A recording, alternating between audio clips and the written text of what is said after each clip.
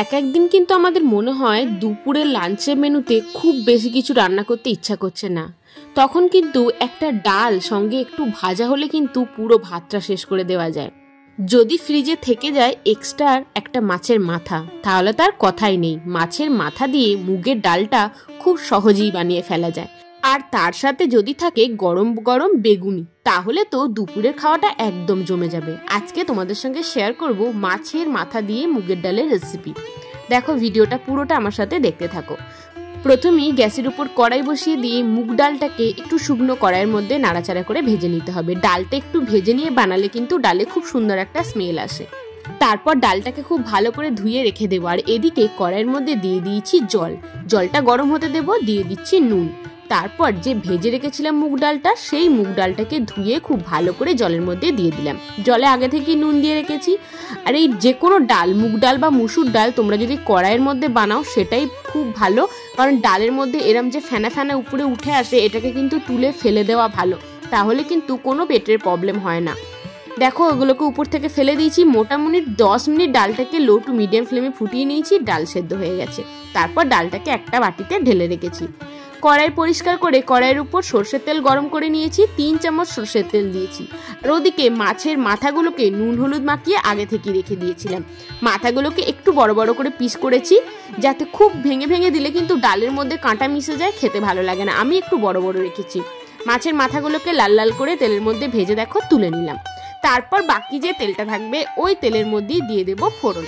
এই ডালটা কিন্তু খুব তাড়াতাড়ি হয়ে যায়। ডালটা সেদ্ধ হলে কিন্তু আর বেশিক্ষণ টাইমই লাগে না ডালটা বানাতে।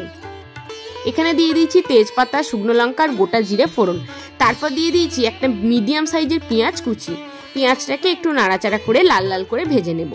আর এখানে বাটা মশলা বলতে আমি দিয়েছি একটু আদা, রসুন, কাঁচা লঙ্কার পেস্ট। তোমরা চাইলে রসুনটা স্কিপ করতে পারো, আমার ভালো লাগে তাই এখানে অল্প একটু রসুন দিয়েছি। আদা, রসুন, কাঁচা লঙ্কার পেস্টটা দেওয়ার পর খুব ভালো করে নাড়াচাড়া করে কিন্তু মিশিয়ে নিতে হবে।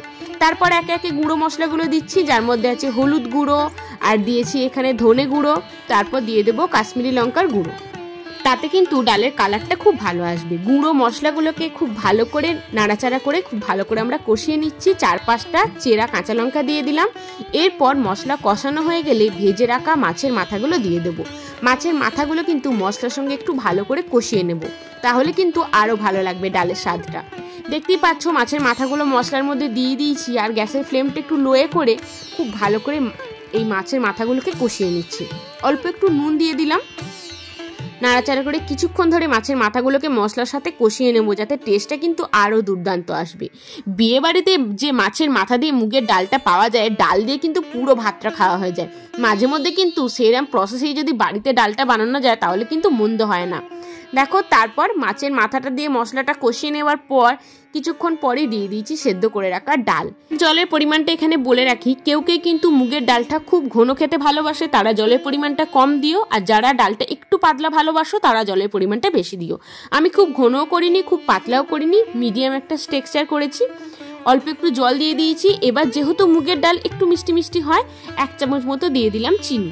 খুব ভালো করে ডালটাকে এবার ফুটতে দেবো, যাতে মাছের মাথার পুরো ফ্লেভারটা চলে আসে। একদম শেষে গিয়ে দেবো অল্প একটু গরম মশলা গুঁড়ো। তোমরা চাইলে এখানে একটু ঘিও দিতে পারো, যেহেতু পেঁয়াজ রসুন দিয়ে বানিয়েছি, মাছের মাথা দিয়েছি, আমি ঘিটা আর দিলাম না। ডালটা খুব ভালোভাবে ফুটিয়ে নেব, যাতে গরম মশলার ফ্লেভার আর মাছের মাথা ফ্লেভারটা পুরোটা ডালের মধ্যে চলে আসে। দেখতেই পাচ্ছ ডাল কিন্তু একদম রেডি হয়ে গেছে। এটা দেখতে যতটা ভালো হয়েছে, খেতে কিন্তু ততটাই টেস্টি হয়েছে। আমি যেদিন এই ডালটা বানিয়েছিলাম, এই ডালের সাথে আমি জাস্ট অল্প একটু পকোড়া ভেজে নিয়েছিলাম। একদম দুপুরে পুরো ভাতটাই ডাল দিয়ে খাওয়া হয়ে গেছে। আমার দেখানো মাছের মাথা দিয়ে মুগের ডাল রেসিপিটা কেমন লাগলো জানিও। ভালো লাগলে লাইক করো, ফ্রেন্ডস ফ্যামিলির সঙ্গে শেয়ার করো।